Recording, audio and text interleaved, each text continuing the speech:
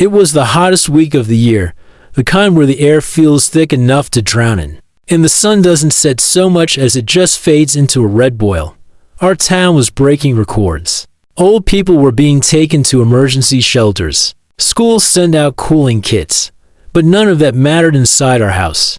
Because that's when my mom padlocked me in the attic and said, "Maybe you'll sweat out the attitude." I wasn't a bad kid, quiet, mostly, kept to myself. I had plans, college was on the horizon, and I'd already saved for community classes. My only mistake was that I wasn't Maddie, my younger sister, who could do absolutely anything and still be called a light in this dark world by my parents. That particular morning, I'd asked for something simple, an extra glass of water, just one. The fridge filter was broken, and the kitchen was a war zone. Maddie had left dishes everywhere, then blamed me when Mom stormed in. "He always acts like a guest," Maddie said. "Never lifts a finger." I'd spent the entire morning scrubbing her dishes. I opened my mouth to defend myself. "Enough," Mom barked. "You think you're some kind of prince? You're full of attitude lately." I didn't even say. She slapped the sponge from my hand. "Upstairs, now." I thought she meant to my room. I turned toward the hall. "No," she said. "Oh." The way up, my stomach dropped. "The attic," she pointed. "Let's see how that mouth runs in a heat box." I stood frozen. Dad didn't even look up from his phone. "You heard your mother. Go." I climbed the ladder. The heat hit me instantly, like opening an oven door with your face. There were no windows, just insulation, broken lamps, and one dusty mattress. The trapdoor slammed shut. Then I heard the padlock. I screamed, pounded on the floor. "Are you serious? It's 100 degrees up here." No response. "Let me out." I heard footsteps. And then Mom's voice, muffled but clear. "Maybe you'll sweat out the attitude." Then silence. The first hour was denial. I paced, pounded, called through the slats. No one came by hour two. I stopped yelling. My throat was dry. My shirt clung to my skin, soaked in sweat. There was nothing to drink, not even condensation. The insulation made it worse. The air couldn't move. I ripped off my shirt and curled into the corner like a dog died at some point. I must have passed out. I woke to my own breathing, ragged, shallow. The world spun when I sat up. I'd never felt heat like that, not in my bones, not in my brain. I don't know how long I was up there. A day, two. They let me out when Maddie had friends over and didn't want them hearing scratching noises. That's what she said. When the padlock clicked open, Mom said nothing, just walked away like she was opening the mail. I stumbled down the ladder. My vision was blurry. My skin was red. Dad looked up from the couch. "You alive?" He smirked. "Told you it was just discipline. Discipline." I went to the bathroom and threw up from heat exhaustion. They didn't check on me. From that day forward, I became an echo in that house, silent, controlled. No more defending myself. No more asking for anything. They thought they won. But all they'd done was light a fire hotter than that attic. Because I swore, one day, they'd be the ones locked away, and I'd be the one holding the key. I didn't sleep the first night after that, not because I was scared, but because every time I closed my eyes, I could still feel the heat pressing on my chest like a weight. My body wouldn't cool down. I had no appetite, no words, only thoughts, and every thought was fire. The next morning, Maddie walked past me in the hallway, gave me a dramatic sniff, and wrinkled her nose. "Still smell like attic dog," she said, laughing. "You should have crawled faster." I didn't flinch. She wanted a reaction. That was her game. I went into the bathroom, turned the shower on cold, and just stood there. Not even washing, just breathing. Later that day, when I passed Mom in the kitchen, she dropped a bag of trash at my feet. "Since you like the heat, go take this out," she said. The bag ripped a little. Something wet leaked onto my shoes. I bent down and tied it shut again, biting my tongue until I tasted metal. Dad looked over his newspaper. "He's learning," he said. "Silence looks good on you, boy." That night, I started packing. Not for a dramatic escape, not yet, but I had to have something. A box of clothes, a notebook, IDs.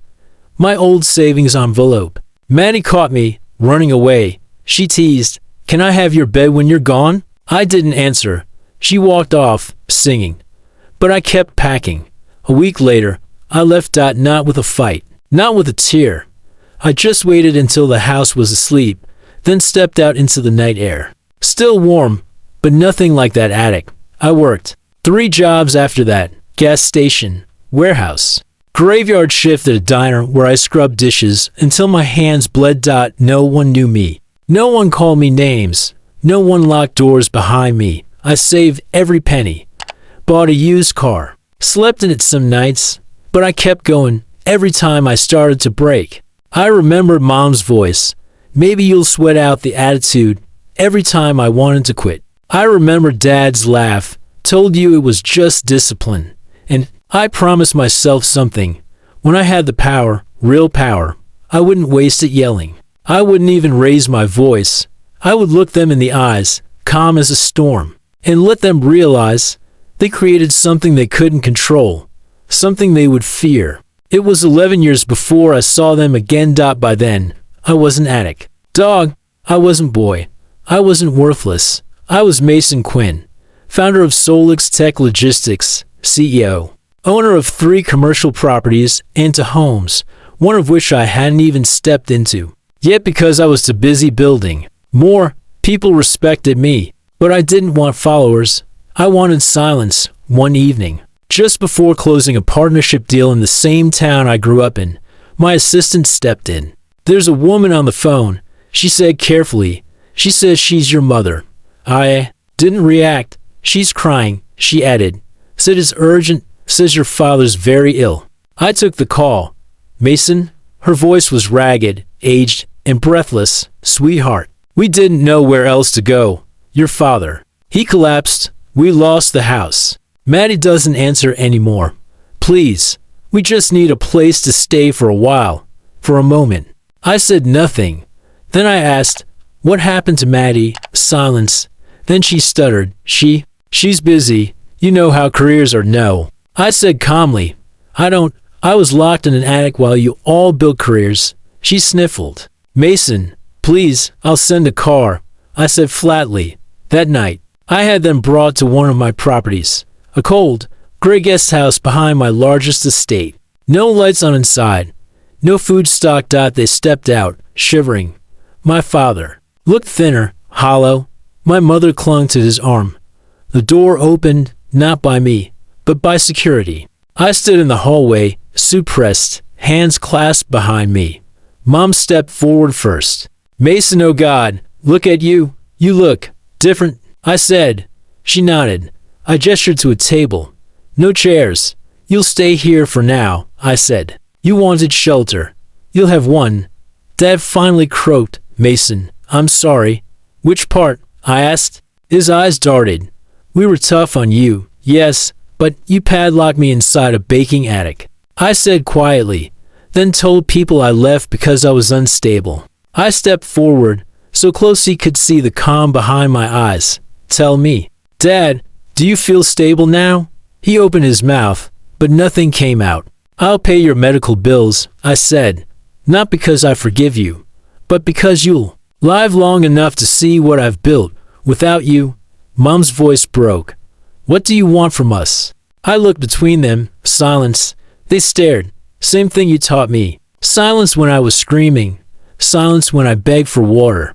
Silence when Maddie laughed. Their lips parted, but I turned. "You'll get your check monthly. You'll remain here. No visitors. No press. No photos." Dad growled. "You can't do this." I spun, quiet and deadly. "You already did," I said. "I'm just better at it." They lived there for 2 years. Not quite prisoners, not quite free. And every time they tried to call, they were met with what they gave me back. Then silence, because the attic didn't kill me. It trained me. And now, when the world speaks my name, they hear it echo from a place they can't enter, from a man they'll never know again. I heard they tried to leave once, walk half a mile before collapsing in the cold. My team brought them back. I didn't even blink. They never tried. Again. Once, on Christmas, they lit a single candle in the dark window. I watched from my balcony. High above, sipping champagne with real family, the ones who chose me, not birthed me. I didn't wave. They had food, medicine, electricity, but no voice. Not even each other's comfort, because bitterness had eaten their love alive. Mom aged into a ghost. Dad into a statue that trembled in the morning light. They'd sit by the wall, waiting for noise, for music, for a knock. They never got it. One day I visited, suit sharp as ever. Walked right past them. Laid a new pair of shoes at the door. Size 9. Exactly what they made me crawl to get when I was 14. No note. Just the memory.